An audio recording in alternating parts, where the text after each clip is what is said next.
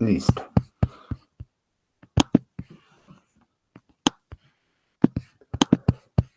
Bien, voy a empezar a ver ejercicios para bueno, los últimos que faltaban de la tarea, de esta parte de ejercicios, de la sección 1. Me empiezo con Ariel Ulloa. Y está su ejercicio en el que, para demostrar que un lenguaje no es regular. Un momento, voy a presentarlo ahora.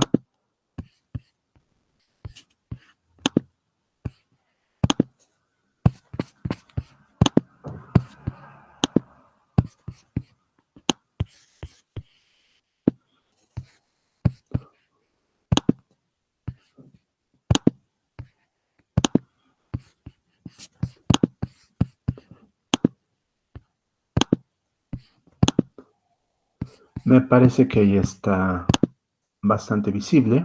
Bien, ahora sí. Bien, demuestra que el lenguaje A la N, B a la M, donde M es igual a 3 por N, no es regular. Usa el teorema de bombeo. Entonces lo que hace su compañero pues es suponer que sí es, utilizando este juego del que hablamos, va a postular un autómata que lo reconoce con K estados y postula una cadena A a la C, B a la D con D es igual a 3 por C, con C estrictamente mayor que K. Durante su lectura, el autómata debe pasar menos veces por el mismo estado. En la parte A, se dan cuenta, aquí faltó aclarar esto, en esta primera parte, porque C es estrictamente mayor que K. Entonces, por lo tanto, esperamos que una cadena de este estilo, sea reconocible. Y pues está repitiendo básicamente el mismo argumento que vimos en clase. Se dan cuenta que esto, permítanme un momento, ¿alguien quiere entrar? Que esta cadena, ahora sí estoy de vuelta, ajá, donde este componente A, la J por P y P es cualquier número natural, siempre está presente sin importar la longitud. Y por supuesto que al hacer esta multiplicación vamos a tener que la parte C no va a ser, perdón, la parte D no va a ser 3 veces por C, porque C va a crecer indefinidamente. Y la cadena de todas maneras tiene que ser admitida en el lenguaje. Entonces, aquí está el argumento de su compañero. Eso no siempre es para todo, salvo el caso en que P es igual a 1. Bien, perfecto. Entonces aquí está, es una contradicción, por lo tanto el lenguaje no es regular. Y después le pedimos que demuestre que esto es equivalente, que este lenguaje no es regular utilizando el teorema de Magin-Roth. Y lo que hace su compañero es lo siguiente, ver que dos cadenas son equivalentes si solo si están en el, vamos, si a la hora de agregarle cierto número de cadenas al final están en el lenguaje. Aquí su compañera está suponiendo que solo agregamos ves. Vean cómo, en realidad su compañera debería decir por qué se descartan las otras opciones y por qué solo pensamos en agregar ves. Vean que las otras opciones se descartan automáticamente porque si tenemos aquí que la cadena que vamos a agregar al final contiene también as, entonces se viola la restricción de que la cadena tiene primero as y solo as y después ves. Aquí al repetir una cadena que tiene A's y B's, vamos a tener secuencias A, B, A, B, A, B, etcétera, ¿no? Entonces, eso no se permite. Entonces, por lo tanto, su compañero tiene razón, solo deberíamos considerar cadenas en las que agregamos B's. Pero para que la igualdad se mantenga, como el bien dice aquí, tendríamos que tener que la longitud de las cadenas tendría que mantener las propiedades algebraicas. Es decir, a la hora de agregar K a la longitud de A, tendríamos que tener la longitud de B, a ver, déjenme ver, n la 3n, para alguna n en los naturales. Para cada valor de K hay una clase de equivalencia distinta. Ajá. Bueno, aquí en realidad el argumento no es totalmente correcto, según creo, a lo mejor Ariel puede corregirme, porque esta cadena de acá no tiene por qué ser 3K. Imagínense que yo tomo una cadena alfa que contiene K veces A y después R veces B, y lo que hago es agregar un número de B's tales que R más, digamos, Q me dé 3K. Y entonces también podría ser que esa cadena me lleve a algo que pertenece al lenguaje. Entonces no tiene por qué ser exclusivamente a partir del inicio de las Bs, puede ser más adelante. Pero la intuición es correcta. Yo te pediría, Ariel, que revisaras esas dos cosas. Primero, decir por qué descartas agregar cadenas A a la R, B a la Q al final.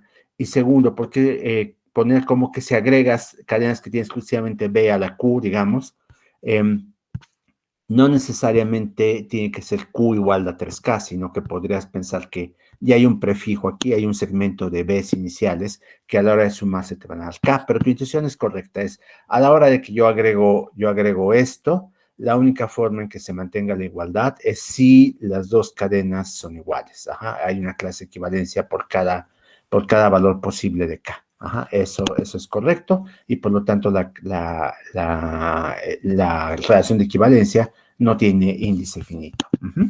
¿De acuerdo, Ariel? A ver, Sí, permítame. buenos días.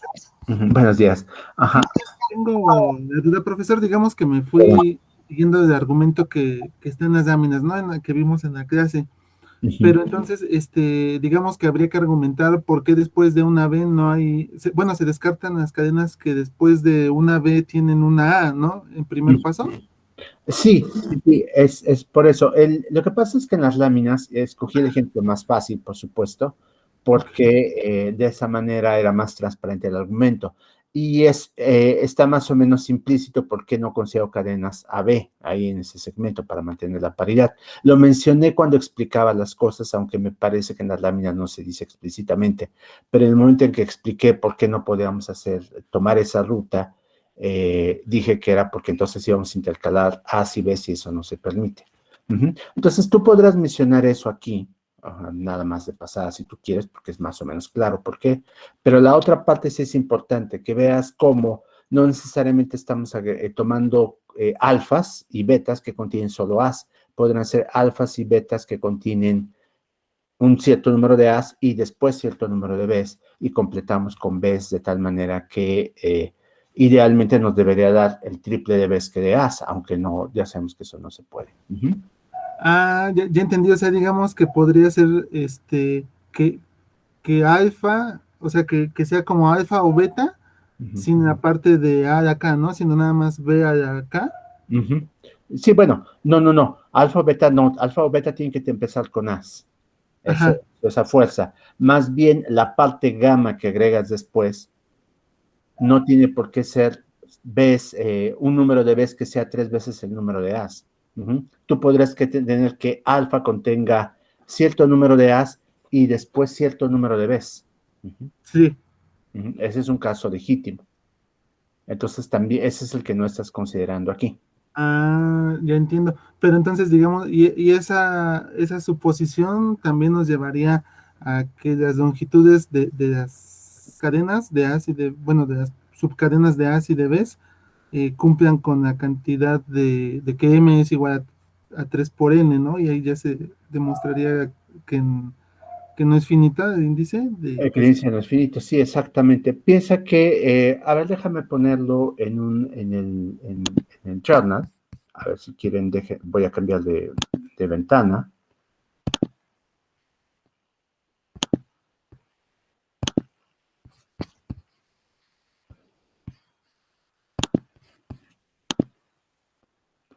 Ahí está.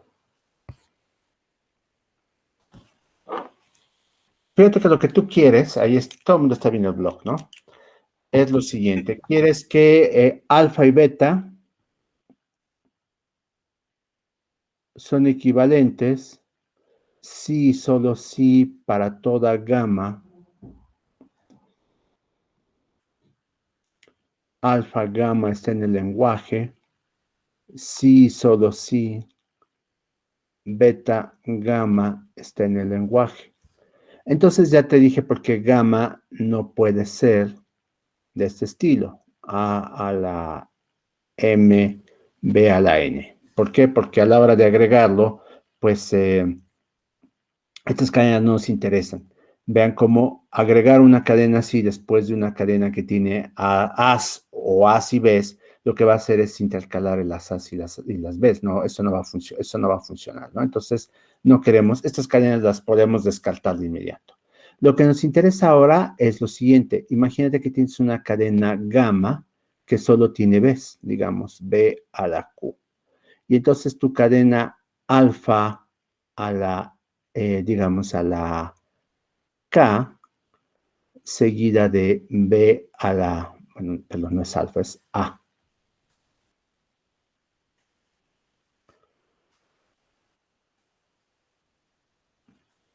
A la K, seguida de B a la R, este es alfa, seguida de B a la Q, esto es gamma, debe estar en tu lenguaje, sí, solo sí, tienes que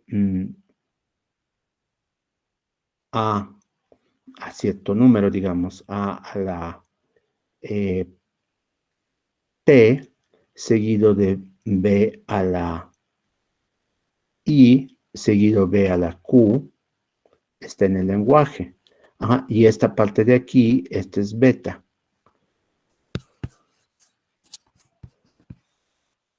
Ahora, el requisito que ponemos, a ver, déjame recordar el enunciado nada más para estar seguros, es que, M es igual a 3 por N. Ajá. Tenemos que, te das cuenta que aquí estamos diciendo que R más Q es igual a 3K y P más I es igual a, no, perdón, es I más I, es I más Q. Un momento, permítanme, corrijo. Ahora sí, regreso.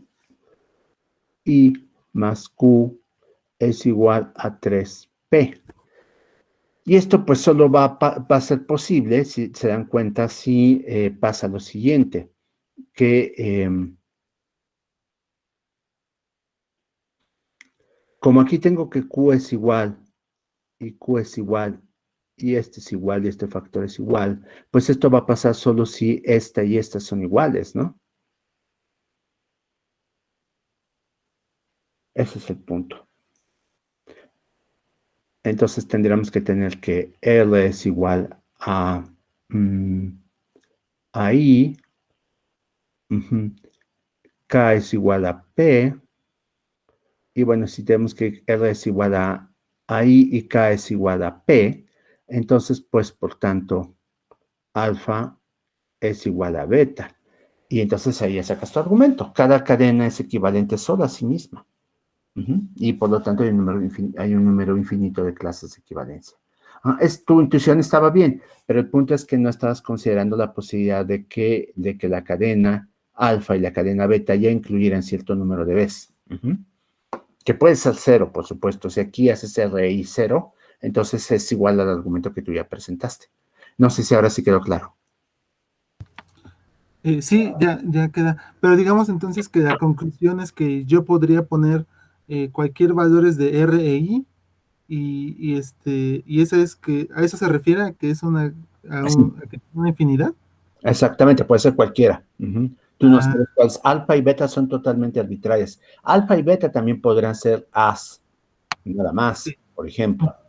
Y en ese caso, tú lo que tendrías que agregar es cierto número de As y Bs, pero el argumento es muy fácil en esa situación. Digamos que el único complicado, el único que te presenta un reto es cuando agregas Bs al final. Cuando agregas As y Bs, eso no es muy difícil de argumentar.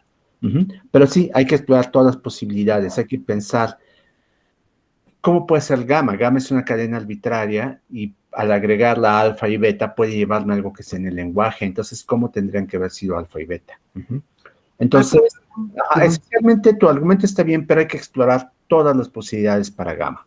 Ahora sí, dime.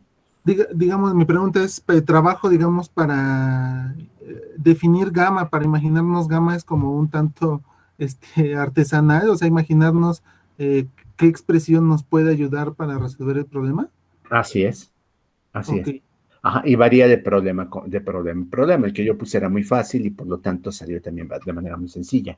Pero sí, realmente tienes que hacerlo para cada problema. Para cada problema te va a plantear un tipo de cadena distinto. Ujú, y Ok, casos distintos.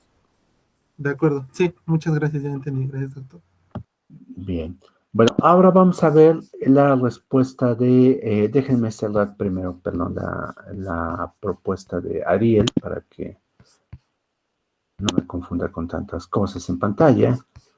Y vamos ahora con la siguiente, que es creo que de Tatiana. Ah, Tatiana no, Tatiana la dejo al final, me iba a preguntar una duda. Entonces, más bien veo primero a Jorge y después paso a su caso. Ujú. Entonces voy a escoger esta ventana.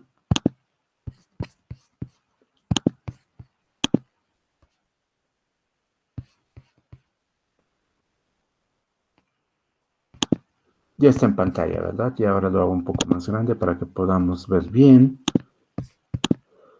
Demuestra que el lenguaje no es regular. Usa el teorema del bombeo. Muy bien.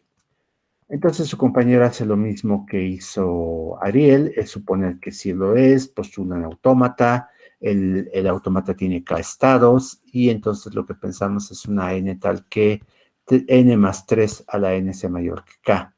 Ajá. Supongo que el argumento va a ser ligeramente distinto por esta hipótesis, pero pues, es legítimo. La idea es que como n es arbitrario, pues no importa qué pongamos aquí. Ujú. Entonces el teorema del bombeo dice que para cualquier cadena de este estilo la podemos dividir en segmentos tales que hay un segmento inicial que no importa cuántas veces lo repitamos, la cadena sigue estando en el lenguaje. Este segmento tiene que ser distinto a epsilon, por supuesto, y entonces lo que hace es suponer qué pasa con esta z. Bien, aquí tú estás diciendo que alfa tiene que ser epsilon. ¿Te das cuenta cómo esa es una suposición arbitraria? No, no lo puedes suponer tú.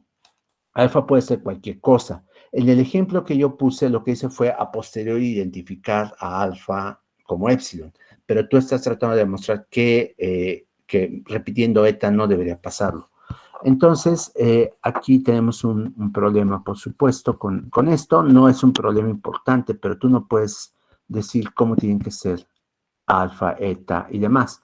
Lo que queremos es, por supuesto, es que tengas esto. Y aquí, por supuesto, si tú fuerzas a z a hacer de esta forma, te debería funcionar. Pero también están los otros casos, los casos en los que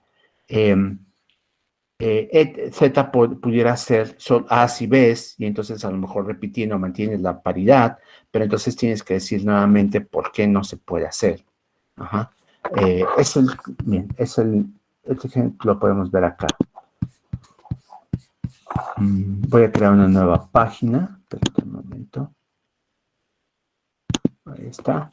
Suponte que yo te digo, mira qué tal si Z tiene A, estoy inventando arbitrariamente, A a la R y B a la 3R. ¿Se dan cuenta que en una cadena como esta, No que se me ve. No se viene, está viendo el blog. ¿sí está viendo? Ah, bien, permítame entonces un momento. Sí, claro, es que estoy viendo todavía la otra. Dejo de compartir. Voy a presentar toda la pantalla para ver si puedo ver las dos cosas a la vez. Un momento.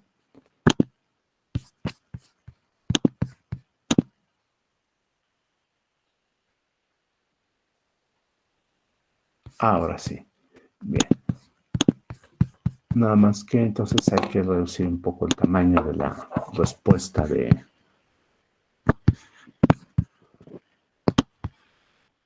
Jorge Martínez. Un momento.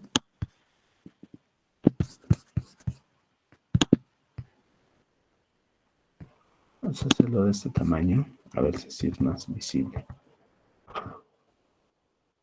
Bien, aquí se dan cuenta que él me está diciendo que Z, si es de este caso, entonces falla. Y lo cual es cierto, con esta Z en particular, no se cumple lo que queremos. El lenguaje no va a ser como se está pidiendo. Pero vean que con esta Z que estoy poniendo aquí yo, A la R, B a la 3R, eso es un 3, déjenme volverlo a escribir porque no se ve bien ahí. Ahí está, 3R.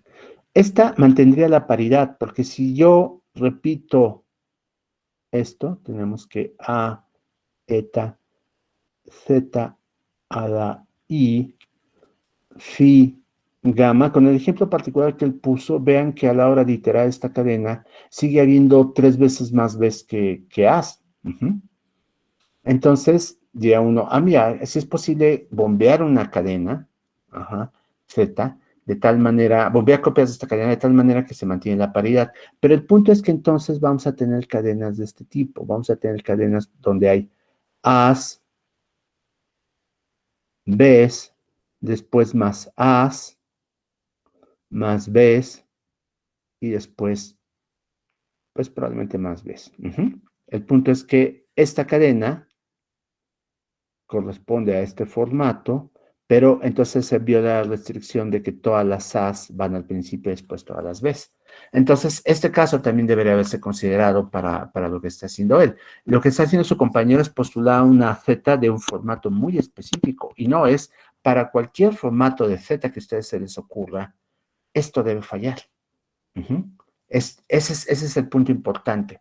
El teorema nos dice, existe una Z que cumple con esta característica, y ustedes lo que quieren demostrar es que no puede existir esa Z sin violar las restricciones del lenguaje, y por lo tanto, como es no existe, eso se convierte en un todo, en un para todo.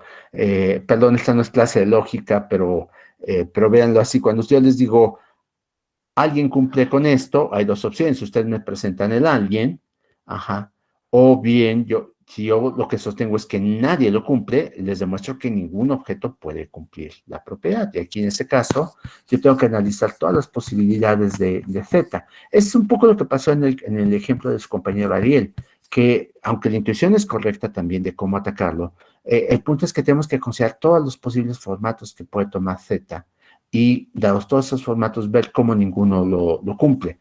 El siguiente formato para Z, por supuesto, podría ser cierto número de As,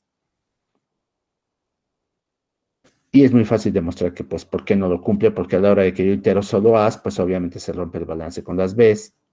Este es muy fácil. Y también el último formato, bueno, ya vimos que este no cumple, el último formato es que Z contuviera solo Bs. Y este pues tampoco lo cumple, porque la de bombea un número de copias, pues entonces no lo cumpliría. De hecho, se dan cuenta cómo mi propuesta de, no importa qué número de veces se te ocurra, es más general que la que analizó aquí su compañero Jorge, que es B tal que B tiene 2 a la n. Esto no funciona. ¿Por qué? ¿Por qué tiene que ser tan restrictivo? Porque no puede ser Z un número arbitrario de P's. Y en realidad, si ustedes prueban con un número arbitrario de P's, van a ver que la paridad se rompe inmediatamente. Porque aquí estaremos postulando que a la hora de meter un número arbitrario de P's, bueno, no arbitrario, un múltiplo de B's, un múltiplo de P de B's, pues inmediatamente se va a romper la paridad con las A's que estoy pidiendo, que sea 3 veces el número de A's. Entonces, este es más simple. Digamos que este se resolvería con estos 3 casos. El caso en que tiene A's y B's, y en cuyo caso automáticamente se rompería la paridad si no pongo una relación entre las A's y las B's. Si postulo aquí cualquier cantidad de A's y cualquier cantidad de B's, no funciona. Tiene que ser 3 veces el número de A's para las B's. Después puedo postular solo A, solo B's, y no jala con ninguno de estos. Entonces, ya analizando todos los casos posibles, es claro que por el teorema del bombeo esto no funciona. ¿De acuerdo, Jorge? Sí, está bien, profesor, gracias. Bien, bueno, entonces, esa es una nota para todos, porque esto es un problema común con el teorema de bombeo, que el teorema dice, si el lenguaje es regular, existe una cadena tal que yo puedo iterar un número arbitrario de veces, y en ese caso su obligación sería presentar la cadena. Cuando ustedes están negando que el lenguaje sea regular, entonces su obligación es demostrar que no importa qué forma tenga Z, a la hora de iterarlo, estamos saliendo del lenguaje que decimos que no es regular. Nos da algo que no está ahí. Entonces, como es, no importa qué forma tenga, hay que analizar todos los posibles formatos de Z. Ujú. Ese es el punto importante. Se los digo porque me ha pasado en otros cursos que los alumnos postulan un formato específico de Z, me dicen, con este no jala, digo, sí, con ese no, pero ya me demostraste que con este sí. Y la respuesta es no la has demostrado, entonces la respuesta es incompleta y por lo tanto no es correcta. Entonces, atención para todos. Vamos a ver ahora qué pasó con el teorema de Magil-Nerud en el ejemplo de Jorge.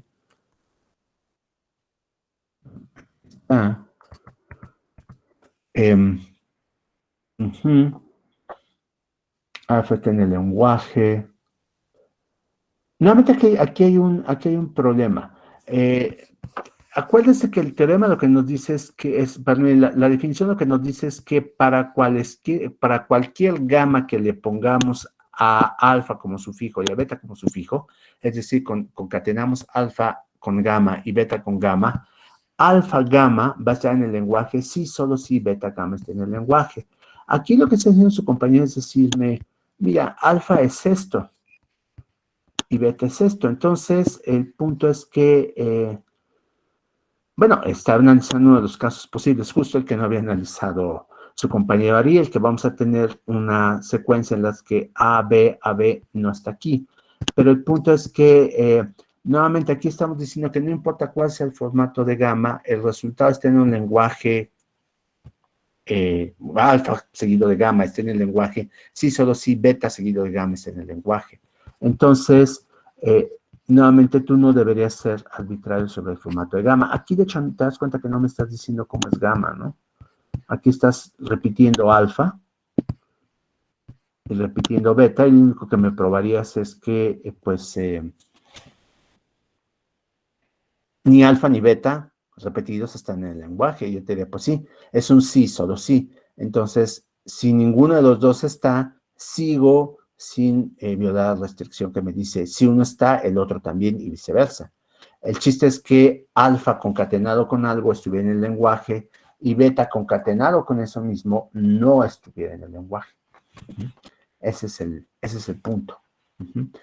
Y entonces, si es así, o más bien si siempre que están concatenados con cualquier cosa pertenece al lenguaje, estás forzando a que alfa y beta sean iguales, que fue el argumento de Ariel. Entonces, sí, este argumento definitivamente está incorrecto.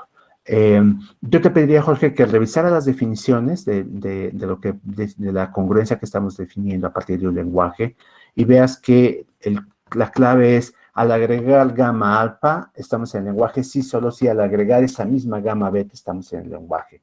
Y eso debe valer para cualquier gamma posible.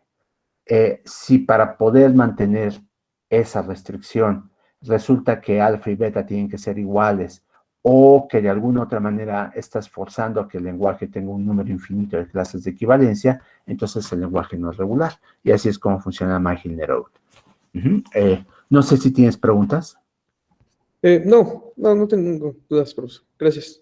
Bien, bueno, gracias, Jorge. Entonces, me queda creo que solo un ejemplo por ver. Sí, les ha dicho que Tatiana nos había mandado una tarea, pero Tatiana tiene una pregunta diferente. Me parece que quería ver algo de un ejercicio anterior, entonces voy a aprovechar para verlo. Permítanme nada más cambiar nuevamente la presentación para ver el ejercicio de Tatiana. Y una ventana. A ver, por alguna razón no me lo está presentando. Creo que sí, es el grande Ciane.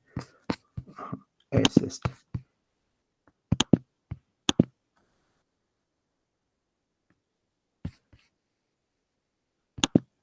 Bien.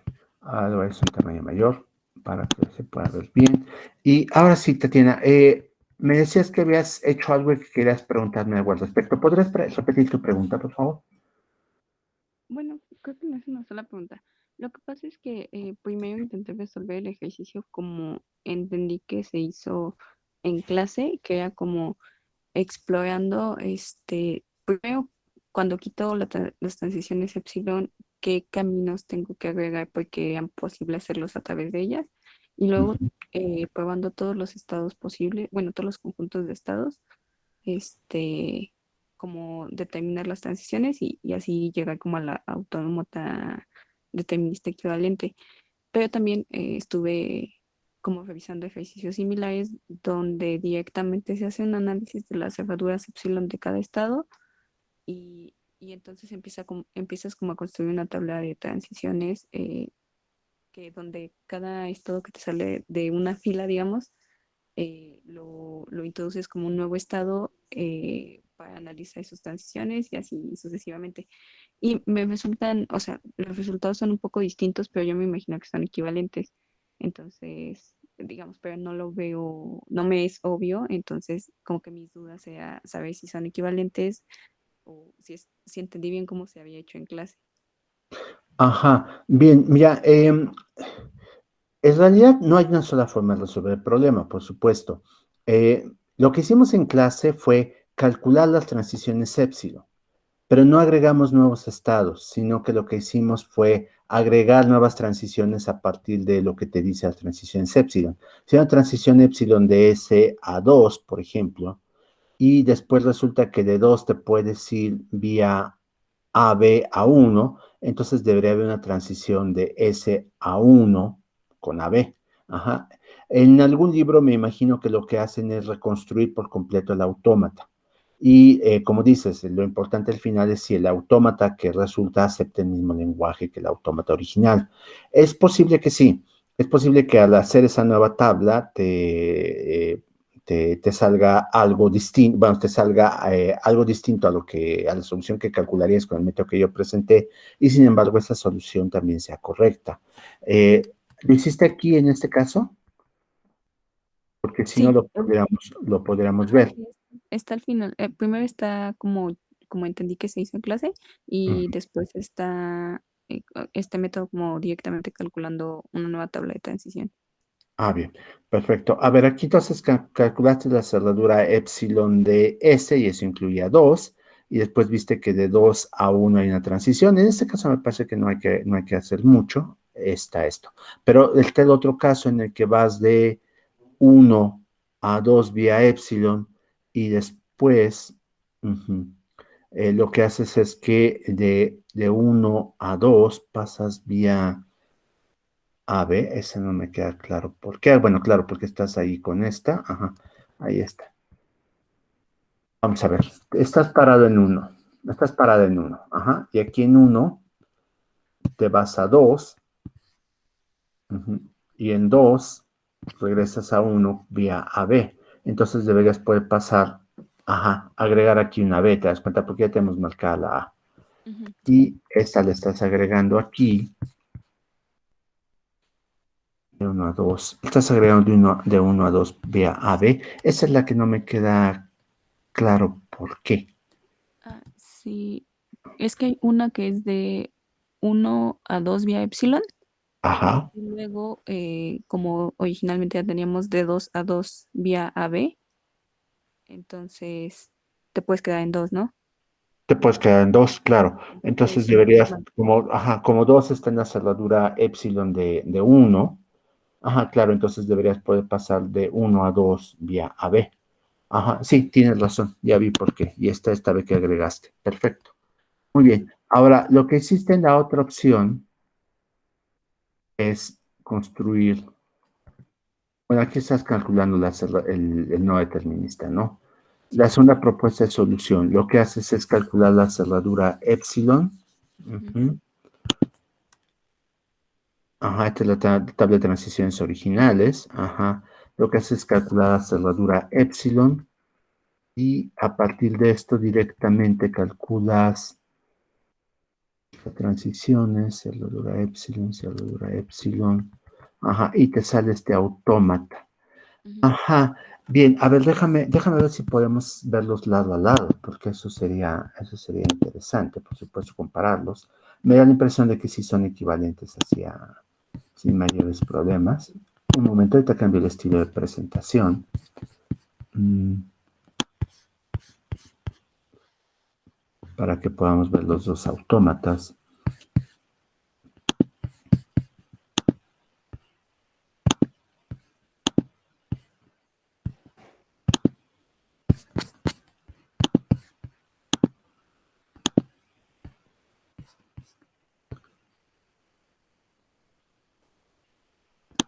Bien. A ver, aquí están los dos.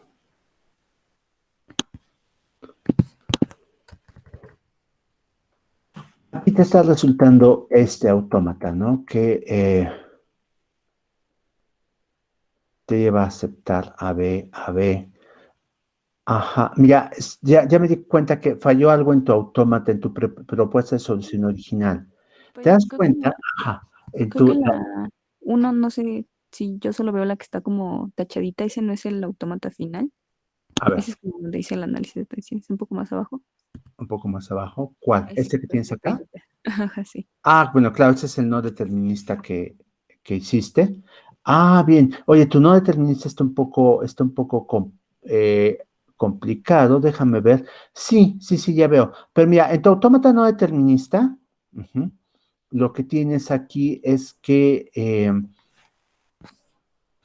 este de aquí, estos estados, no sé si ven la flecha que lo está circulando, este estado, por ejemplo, este otro estado, que están marcados como estados finales. Está bien que los marques como finales, pero si se dan cuenta son inaccesibles desde el estado original.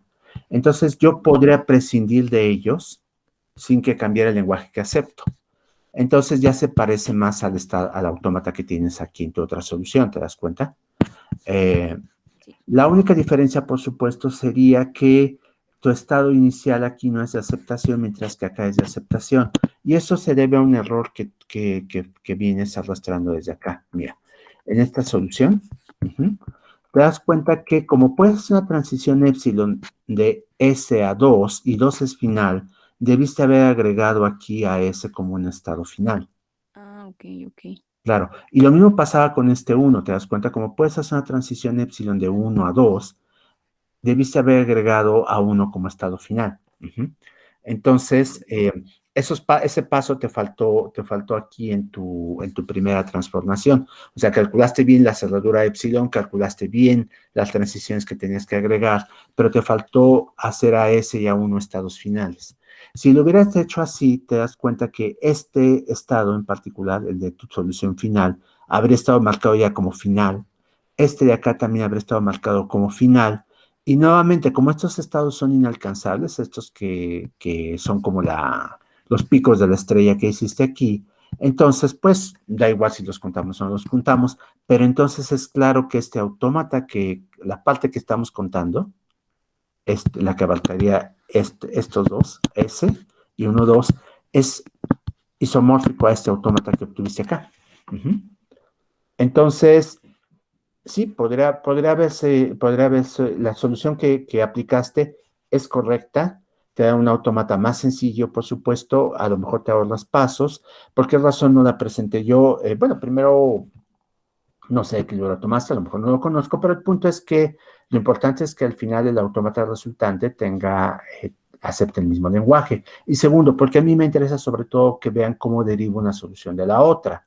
Y en este caso yo lo hice paso a paso y de este método que da un autómata que parece una estrella, pero del cual solo hay una parte que funciona, no importa, no hay problema con eso. La otra solución elimina esas, o no hace que aparezcan estas situaciones raras. Probablemente con autómatas distintos, el autómata que resulte con la solución, tu segunda solución, se vea muy raro, mientras que el autómata que resulta con el primer método, pues se ve mejor. Pero lo importante es que esos autómatas son isomorfos para todos los estados que son alcanzables desde el inicial. Esa es la solución. Entonces, no te preocupes, las dos cosas que hiciste está bien, salvo los estados finales, como te decía, y los dos autómatas aceptan el mismo lenguaje, a pesar de su apariencia tan disímbola. Más adelante, en el segundo tema del curso, vamos a ver cómo podemos minimizar autómatas. Y cuando hagamos la minimalización de un autómata, seguramente en este caso, el autómata que nos resultaría va a ser ni siquiera este que tienes aquí. Yo creo que aquí realmente vamos a tener un autómata con un solo estado y un ciclo AB. O sea que esta solución tampoco es la mínima. Porque te das cuenta que si aceptas epsilon y aceptas cualquier combinación de A y B, pues entonces aquí vas a componer eso, ¿no? Y no hace falta poner esto el segundo estado. Entonces, podemos sacar una solución todavía más sencilla, con menos estados, y toda solución que tenga un solo estado es isomorfa a esa solución. No sé si esto responde tu duda, Tatiana. Sí, totalmente. Solo me queda una duda. Ujú. Bueno, cuando hacemos los conjuntos de estados que forman un nuevo estado, si contienen al final, se vuelve fin. Si contienen un estado inicial, eso no aplica así. No, eso no sería el caso. Ah, ok. De, em, no, pero bueno, en realidad, cuando haces el cálculo del no determinista, nuevamente se van a fusionar en algún momento. Pero sí, no los identificas en automático. Pero la idea es que si el estado al que transitas vía la cerradura epsilon es final, entonces el estado del que partiste también tiene que ser final. Ok. Bien. Entonces todo muy claro. Muchas gracias.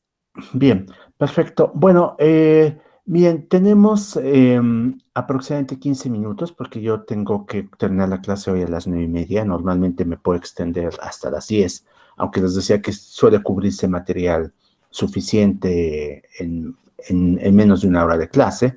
Aquí podríamos empezar con el siguiente tema y la otra opción, por supuesto, es detenernos, dejarlos que empiecen a hacer la tarea, que ya hay que entregarla el lunes en la noche, y no avanzar más para que no haya más temas que cubrir, puedan concentrarse en hacer la tarea. ¿Qué les parece? Sí, está bien.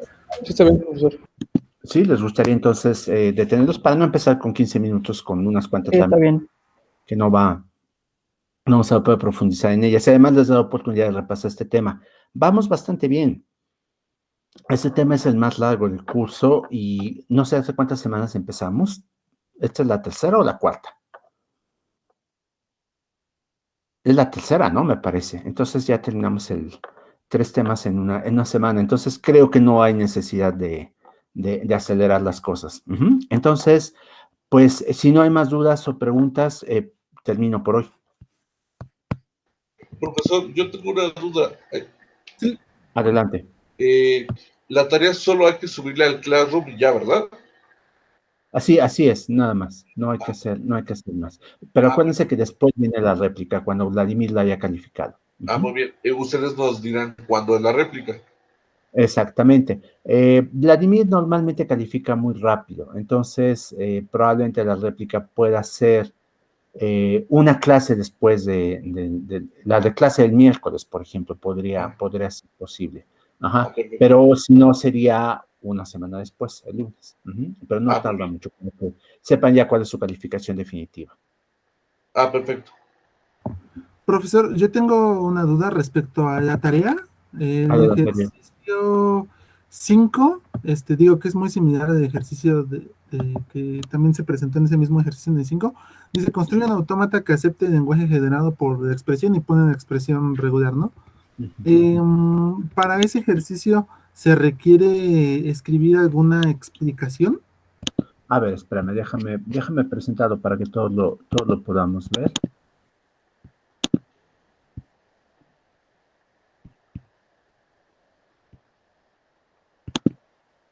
Bien, ejercicio 5.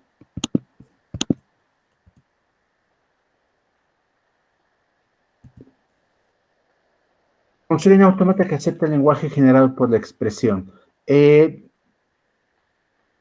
Sí, básicamente sí. O sea, tú tienes que escribir una explicación. Tú puedes generarlo vamos, siguiendo el método que vimos en clase. Y si es claro que vas siguiendo todos los pasos y que no necesitas explicarle más a Vladimir, que él va a captar lo que hiciste directamente, entonces no hay problema. Pero si haces otra cosa distinta, a lo mejor necesitas hacer una explicación más desarrollada de por qué lo hiciste. En algún paso puedes decidir que no tiene sentido seguir el método paso a paso porque hay algo que es redundante, entonces conviene que digas, esta parte es redundante. Y si haces un autómata que lo diseñas de la nada para que acepte lo mismo, pues con más razón necesitas poner una explicación. Pero si en tu respuesta vas derivándolo paso por paso, entonces no creo que haga falta decir nada más. Ok, de acuerdo, gracias. Bien. Piensen que la idea de una tarea es no nada más que la respuesta sea correcta, sino que al lector, en este caso Vladimir, que es el que califica, le sea claro que es correcta, si no él tiene que emplear más tiempo y a lo mejor no ve algo que ustedes vieron y entonces se les pone más la respuesta. Eso no quiere decir que no se pueda rectificar, por supuesto, pero ¿para qué inician un intercambio de correos electrónicos explicándole a Vladimir por qué pusieron lo que pusieron si lo pueden poner directamente en su tarea? Eso es lo que quiero decir, ¿no? Cualquier explicación que ustedes crean que ayude a entender por qué su respuesta funciona, pues es mejor agregarla desde el principio y no tenerla que hacer a posteriori, ¿no? Entonces, es mi recomendación general para una tarea. Yo tengo una duda en el 2, profesor. Adelante, a ver, déjame presentarlo. El 2. A ver. Ahí con que se llegue a la tabla de transiciones, ¿sería suficiente? Sí, ahí es suficiente con poner la tabla de transiciones. Y como te das cuenta, como es una tabla de transiciones con números abstractos, M, K y P pueden ser cualesquiera números, pues no puedes ponerla completa. Lo que tienes que hacer es dar una explicación de cómo construirías la tabla y a lo mejor un par de ejemplos nada más. Ok, está bien, gracias. Bien. ¿Alguna otra pregunta? Para ese en particular, el 2 que preguntó el compañero, lo que yo pongo es un parrafito donde explico, bueno, demostré la fórmula y digo que si me paro en un estado Q, aplicando la fórmula para calcular las transiciones, ¿no? Sí, Pero la expresión ya está demostrada antes. sí, pero sí, efectivamente, en clase demostramos algo, pero fue para un caso particular. En todo caso, una pequeña explicación de por qué, de cómo extenderías esa demostración al caso general de M, K y P, no sobraría. Pero sí, sí, es un par de párrafos, como dices. Ok, gracias. Bien. ¿Algún otro comentario o pregunta sobre la tarea? Recuerden que la tarea se entrega el lunes en la noche, entonces el lunes todavía pueden preguntarme si ustedes quieren. Bien.